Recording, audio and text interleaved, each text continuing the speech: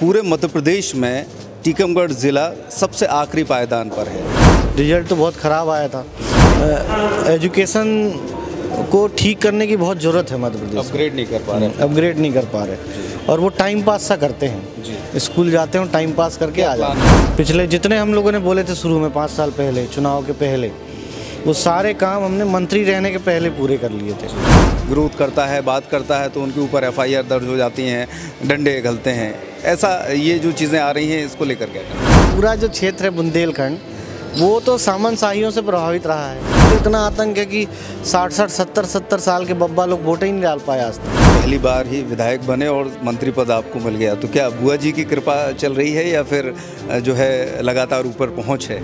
बुआ का आशीर्वाद तो हमेशा ही बना रहेगा। ये जो रेवड़ी बांटी जा रही है या 500 रुपये के सिलेंडर की बात हो रही है, अगर ये पहले से कर दिया जाता तो लोगों को और लाभ मिल जाता, लेकिन ये केवल चुनाव को ध्यान में रखकर किया जा रहा है।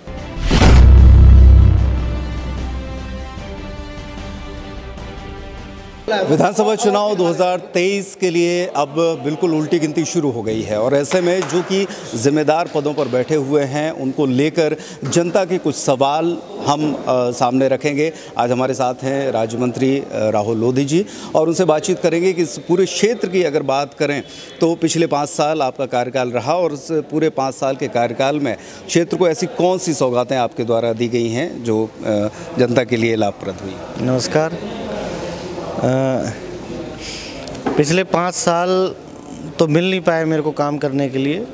लगभग 1.5 साल का समय मिला। 1.5 साल कांग्रेस की सरकार थी, फिर 2 साल कोरोना महामारी थी, तो बचे 1.5 साल। 1.5 साल में हम लोगों ने इतना काम किया, मतलब पिछले जितने हम लोगों ने बोले थे शुरू में 5 साल पहले चुनाव के पहले, वो सारे काम हमने मंत्री रहने के पहले पूरे कर लिए थे। चुनाव के समय सबसे बड़ी मांग थी कि महामाना एक्सप्रेस खरगापुर में स्टेशन था, लेकिन रुकती नहीं थी, रुकती थी टीकमगढ़ में। तो सबसे पहले लोगों की चुनाव के पहले मांग थी कि महामाना रुकवाना है। तो चुनाव होने के 1-2 महीने के बाद ही महामाना का हम लोगों ने प्रयास किया, फिर एक बहुत बड़ा कार्यक्रम हुआ, फिर यहाँ महामाना रुकने लगी। उसके बाद बहुत और भी मांगे थी, जैसे बलदेवगढ़ का बाईपास। तो बलदेवगढ़ का बाईपास हो गया, टेंडर हो गया, 17.5 करोड़ का टेंडर लग गया, काम चालू हो गया है। तीसरा, अपने खरगापुर में अस्पताल नहीं था, बहुत डैमेज था अस्पताल। कोरोना महामारी जब फैली थी तो बहुत सारे लोग परेशान थे, तो CM साहब से निवेदन किया तो तत्काल वो एक अस्पताल 7.5 करोड़ का एक अस्पताल यहाँ बनने लग गया। मेरे ख्याल से 3-4 महीने में तैयार भी हो जाएगा बन के। और हमारा शिक्षा के क्षेत्र में भी बहुत पिछड़ा था अपना खरगापुर विधानसभा, क्योंकि यहाँ पे ITI कॉलेज पूरे टीकमगढ़ ज़िले में हर विधानसभा में थी, लेकिन खरगापुर में नहीं थी। तो खरगापुर में 14.5 करोड़ का सबसे बड़ा ITI कॉलेज बन रहा है टीकमगढ़ ज़िले का। तो शिक्षा के क्षेत्र में ITI कॉलेज होगा। CM राइस पूरे मध्य प्रदेश में हमारी विधानसभा है जहाँ 2-2 CM राइस आए, एक पलेरा में, एक खरगापुर में।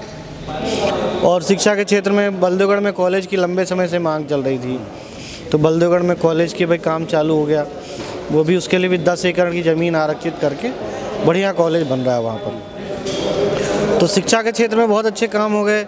अपने स्वास्थ्य के क्षेत्र में अस्पताल बन रहा है, एक 4.5 करोड़ का अस्पताल अपना डेयरी में बन रहा है, 4.5 करोड़ का हीरापुर में बन रहा है, और 13 सामुदायिक स्वास्थ्य केंद्र बन रहे हैं पूरे अपने खरगापुर विधानसभा में। तो स्वास्थ्य की दृष्टि से अच्छा काम हो गया। मतलब लगातार काम होते जा रहे हैं। आपने जैसे शिक्षा की बात करी है, अभी एक आंकड़ा निकल कर सामने आया कि भवन बन गए, तमाम तरह की चीज़ें आ गई, लेकिन उनमें शिक्षक नहीं है। और अगर रिज़ल्ट देखा जाए 10वीं 12वीं का, तो पूरे मध्य प्रदेश में टीकमगढ़ ज़िला सबसे आखिरी पायदान पर है। तो केवल भवन बनने से कुछ होगा या फिर संसाधन भी होने चाहिए? नहीं, क्या है, पहले भवन बनेगा तभी तो संसाधन, तब फिर तो टीचर वहाँ पढ़ाने आएंगे। तो भवन बहुत ज़रूरी है, पहले व्यवस्थाएं ज़रूरी हैं। CM राइस स्कूल जो है वो अपग्रेड करके बनाया गया है। उसमें पूरे अपने बसें चलेंगी, इंग्लिश मीडियम रहेगा, टीचर जो है वेल एजुकेटेड टीचर रहेंगे, उनका एग्ज़ाम होगा, फिर वो CM राइस में पढ़ाएंगे। तो CM राइस बनने से तो बहुत इम्प्रूवमेंट होगा। जो लोग जैसे स्कूल इंदौर भोपाल में हैं बड़े बड़े, वैसे ही स्कूल बनेगा CM राइस। तो उसको बनने के बाद तो बहुत अपडेट हो जाएगी और बच्चे भी अच्छे शिक्षित होंगे। बाकी पिछले साल का जो रिजल्ट की बात है, तो रिजल्ट तो बहुत ख़राब आया था और हम लोगों ने भी इस पर बहुत बाद में हमने बोला कि सुधार होना चाहिए। अब वो पुराने समय से जो पुराने टीचर चले आ रहे हैं वो थोड़ा सा मतलब एजुकेशन को ठीक करने की बहुत ज़रूरत है मध्य प्रदेश। अपग्रेड नहीं कर पा रहे और वो टाइम पास सा करते हैं जी। स्कूल जाते हैं टाइम पास करके आ जाते हैं। उनके ऐसे लोगों के लिए ऐसे लोगों के लिए तो कुछ नहीं, उनको उन्हीं को अपडेट करना पड़ेगा उनको अच्छे, और उनका मेरे ख्याल से तो दोबारा एग्ज़ाम होने चाहिए। दोबारा एग्ज़ाम हो, उनको अपडेट करें, फिर वो अच्छा पढ़ाएं। तो शिक्षा में तो बहुत देखिए सुधार की ज़रूरत है। सर, आपके विरोधी जो हैं, विरोधी पक्ष के लोग या दूसरी पार्टियों के, उनका ये कहना है कि जब से राहुल लोधी जी ने क्षेत्र संभाला है लगातार जो है पूरे क्षेत्र में दबदबा है, एक सामंतशाही तरह की, और कोई भी जो है खुलकर बात करने से डरता है। अगर कोई विरोध करता है, बात करता है तो उनके ऊपर FIR दर्ज हो जाती हैं, डंडे घलते हैं। ऐसा ये जो चीज़ें आ रही हैं, इसको लेकर क्या कहना? ये सारी कहानी तो वो अपने बारे में बता रहे हैं मेरे को लग रहा, क्योंकि उन्हीं के कार्यकाल में पूरा जो क्षेत्र है बुंदेलखंड वो तो सामंतशाहियों से प्रभावित रहा है। और उनका जो क्षेत्र है वहाँ तो हमको राष्ट्रीय पार्टी को 1 वोट मिला था, एक में 25 वोट मिले थे। वहाँ तो इतना आतंक है कि 60-60, 70-70 साल के बब्बा लोग वोट ही नहीं डाल पाए आज तक। तो सामंतशाही का जो खेल है, अभी कभी उधर जाना आप फूलपुर मंगरई साइड तो आपको अपने आप दिख जाएगा।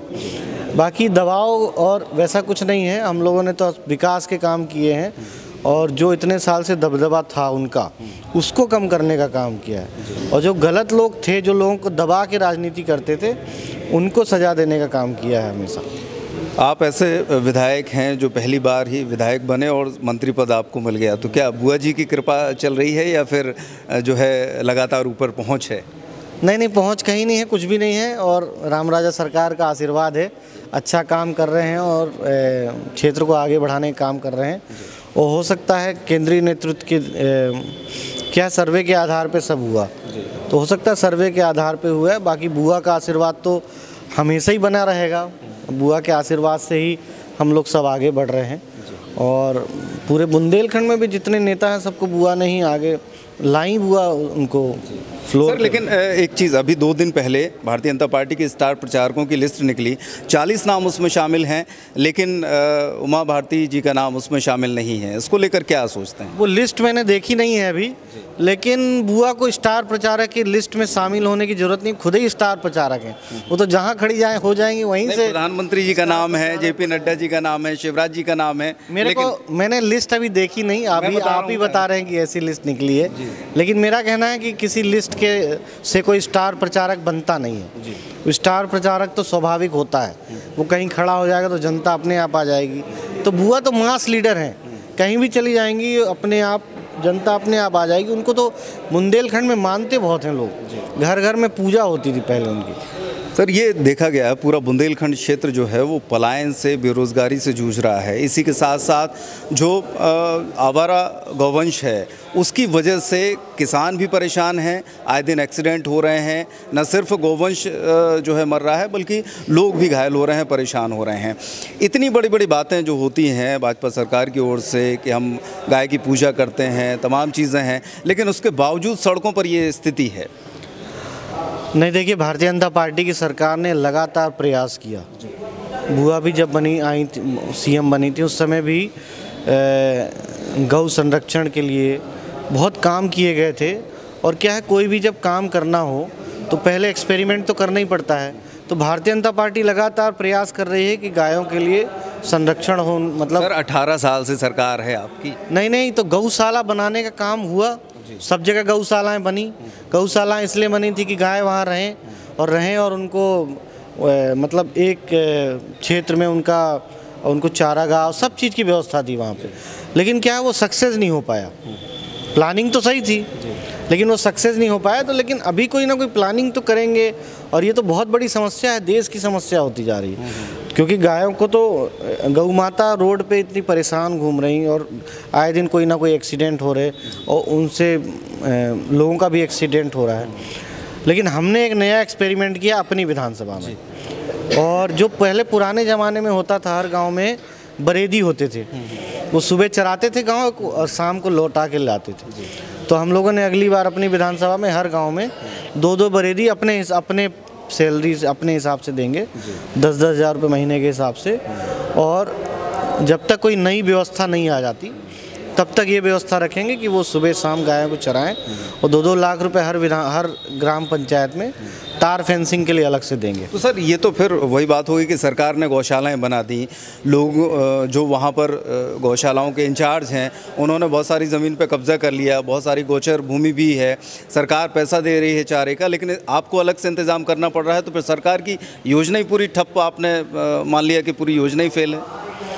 योजना जो थी वो सक्सेस नहीं हो पाई, फेल अलग चीज़ है, देखिए सक्सेस नहीं हो पाई वो अलग चीज़ है। योजना लेकिन बनाई तो थी, गायों के लिए ही बनाई थी, उनके अच्छा उनको भोजन मिले, गौशाला में अच्छा भूसा मिले, चारा घास से चारा कट के आए, लेकिन वो सक्सेस किसी कारण से नहीं हो पाया, तो उस पर दोबारा उसको इम्प्रूवमेंट करके हो सकता है और अच्छी योजना बन जाए, लेकिन उस पर काम तो चल ही रहा है, कोई ना कोई उसका हल तो निकलेगा ही जल्दी जल्दी। सर युवाओं की बेरोज़गारी पर और उसको लेकर जो पलायन चल रहा है, इंडस्ट्री कोई भी नहीं है बहुत बड़ी, जबकि क्षेत्र प्राकृतिक दृष्टि से देखा जाए तो काफ़ी रिच है, तो युवा भी परेशान है और पलायन लगातार, गरीबी लगातार है। इसको लेकर इतने सालों से लगातार सरकार रही और पिछली सरकारों पर जो है ये दोषारोपण होता रहा कि उन्होंने कुछ नहीं किया, लेकिन भाजपा सरकार ने क्या किया? नहीं, पिछली सरकार पे तो अच्छा दोषारोपण जो होता रहा सही होता रहा, क्योंकि उन लोगों ने नहीं किया कुछ इतने सालों में।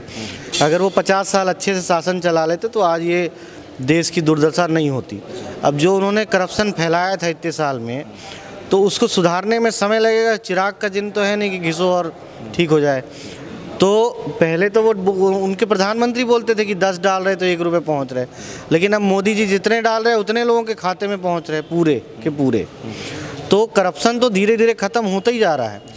जब लोगों के खाते में पैसा पहुंच रहा है, अभी लाडली बहना योजना में सबके खातों में पैसा पहुंचा महिलाओं के, तो करप्शन तो ख़त्म हो रहा है। तो ये तो कोई मुद्दा नहीं है, धीरे धीरे ही ख़त्म होगा। दूसरा जो कांग्रेस बोलती है कि बेरोजगारी फैल रही, तो बेरोजगारी का तो ये है कि अभी हमारी विधानसभा में ही अभी पिछले 1.5 साल में करीबन 100 के आसपास बच्चे नौकरी में लग गए। कोई पटवारी बन गया तो कोई टीचर बन गया, एक बच्चे की 3 जगह नौकरी लगी, 3 जगह पास हुआ, फिर एक छांट रहा है कि भैया ये कर लेते। तो अभी 1.5 लाख नौकरियां जो भारतीय जनता पार्टी की सरकार ने पटवारी की नौकरी की बात कही, वो घोटाला वाले उसमें तो नहीं हुआ? चूँकि घोटाले की तो देखिए जांच चल रही है, वो तो आप लोग मज़े लेने के लिए कर रहे हैं, बाकी कोई सबूत ऐसा है नहीं, वो तो जब होगा तब देखेंगे। लेकिन मेरा कहना है कि निकल रही हैं कि नहीं निकल रही। 1.5 लाख नौकरियाँ निकली, लोग लग रहे, पटवारी बन रहे, टीचर बन रहे, इंजीनियर बन रहे, हर क्षेत्र में नौकरी निकल रही। तो रोज़गार के साधन भी मुहैया हो रहे हैं, धीरे धीरे हो पाएंगे, लेकिन अचानक नहीं हो पाएंगे। तो पूरे क्षेत्र में विकास हो रहा। पहले रोडें बहुत डैमेज थी, अब पूरे मध्य प्रदेश में कहीं रोड ख़राब नहीं है। पहले मध्य प्रदेश में 4-4, 5-5 घंटे लाइट आती थी खाली दिन भर में। किसान जाता था खेत में, पता चला मोटर चलाने के लिए लगाया और लाइट गोल, रात भर इंतज़ार करता था कि लाइट आए तो मोटर चलाएं। अब ऐसा नहीं, अब 24 घंटे लाइट आ रही है हर चीज़। तो चीज़ें जो सुधार की स्थिति में थी वो सुधर चुकी, जो पहले जो ख़राब थी। अब तो जो बची हैं चीज़ें, जैसे शिक्षा है, स्वास्थ्य है, इन चीज़ों में थोड़ी सुधार की ज़रूरत है। और मेरा कहना है कि भारतीय जनता पार्टी की सरकार है, हम इस भारतीय जनता पार्टी की सरकार ही भारत अपने देश का नाम रोशन करेगी, और शिक्षा के क्षेत्र में और स्वास्थ्य के क्षेत्र में सुधार जो होगा भारतीय जनता पार्टी ही करेगी। राहुल जी, लोगों का ये भी कहना है कि इतने सालों से सरकार है, और अगर बहनों के लिए और युवाओं के लिए स्टाइपेंड वाली योजना, बहनों के लिए लाडली बहना और इस तरह की तमाम योजनाएं हैं, ये चुनाव के टाइम पे क्यों लाना पड़ा? ये जो रेवड़ी बांटी जा रही है या 500 रुपये के सिलेंडर की बात हो रही है, अगर ये पहले से कर दिया जाता तो लोगों को और लाभ मिल जाता, लेकिन ये केवल चुनाव को ध्यान में रखकर किया जा रहा है। ये तो अपनी बातें हैं करने के लिए कि अभी आपने अभी क्यों लागू किया, पहले क्यों नहीं कर दिया था, बाद में क्यों नहीं किया। वो तो जब हमको सही लगा, सरकार को जब सही लगा तो लागू कर दिया उसे। और लागू करने से फ़ायदा हो रहा है कि नुकसान हो रहा है, इस पर डिस्कस होना चाहिए। लेकिन लागू क्यों कर दिया, इस समय क्यों किया, पहले क्यों नहीं किया, ये तो डिस्कस का वो नहीं है पॉइंट। अगले आने वाले समय में जनता आपको आशीर्वाद अगर देती है तो ऐसे कौन से प्लान दिमाग में है, रोड मैप है, कुछ 5-7 बड़ी योजनाएं या कुछ जो आपके अकाउंट में है कि इनको लेकर आगामी 5 वर्षों में काम किया जाएगा? मेरे को इस बार समय कम मिल पाया काम करने का, 1.5 साल का मौका मिला था। भविष्य की बात, तो भविष्य में मैंने ये सोचा हुआ था कि हमने पिछले चुनाव में भी मेरे दिमाग में था कि जो पलायन होता है यहाँ से अपने बुंदेलखंड से, उसके लिए कुछ बड़ा काम करना है। लेकिन इस बार मौका नहीं मिल पाया। पुराने काम ही इतने जो थे बोले थे हमने वही करने में समय लग गया जैसे कुछ, लेकिन इस बार हमने सोचा है कि कोई बड़ी फैक्ट्री यहाँ लगाएंगे जिसमें 2-2.5 हज़ार बच्चे काम कर पाएँ, ताकि वो रोज़गार के लिए बाहर ना जाना पड़े, उनको पलायन ना करना पड़े। दूसरा, हमारी जो विधानसभा है उसमें सुजारा बांध बनने के बाद पूरी विधानसभा में पानी पहुँचा, लेकिन 20 ग्राम पंचायतें पानी से वंचित रह गई, क्योंकि वो पाइपलाइन की व्यवस्था पहली बार मध्य प्रदेश में एक्सपेरिमेंट हुआ था पाइप से पानी पहुंचाने का। हर जगह नहरें से आती थी, तो पाइपलाइन के उससे पानी लिफ्ट करके नहीं आ पाया वहाँ पे, तो वो 20 गांव छूट गए, वहाँ पानी पहुँचाना है। तीसरा, ग्वाल सागर तालाब जो है हमारा, वो पूरे चंदेल कालीन तालाब है, तो वो इंटरकनेक्टेड है। उसमें आहार का तालाब, अपने हर जगह का गुकरई का तालाब, सब कनेक्टेड हैं। तो वो अपना ग्वाल सागर तालाब को भरने का काम करेंगे, मतलब प्रयास करेंगे कि किसी भी तरीके से भरे वो। तो 3 मुख्य काम है, एक बड़ी फैक्ट्री लगाना, बेरोजगार मतलब पलायन ना हो जिससे। दूसरा, 20 जो पंचायतें छूट गई हैं वहाँ पानी लाना। तीसरा, ग्वाल सागर तालाब भरना। तो रोज़गार देने के लिए इंडस्ट्री की बात हो रही है, और इसके अलावा जो है वो पानी हर किसान तक पहुँचे, हर घर तक पहुँचे, और तमाम अन्य योजनाएं जो कि दिमाग में चल रही हैं। राहुल सिंह लोधी जी का कहना है कि आने वाले 5 सालों में जनता उनको आशीर्वाद देकर जिताती है, तो निश्चित तौर पर इन तमाम मुद्दों पर वो क्षेत्र की जनता के लिए काम करेंगे, और निश्चित तौर पर इन कामों से पलायन भी रुकेगा, बेरोज़गारी खत्म होगी और क्षेत्र की जनता खुशहाल होगी।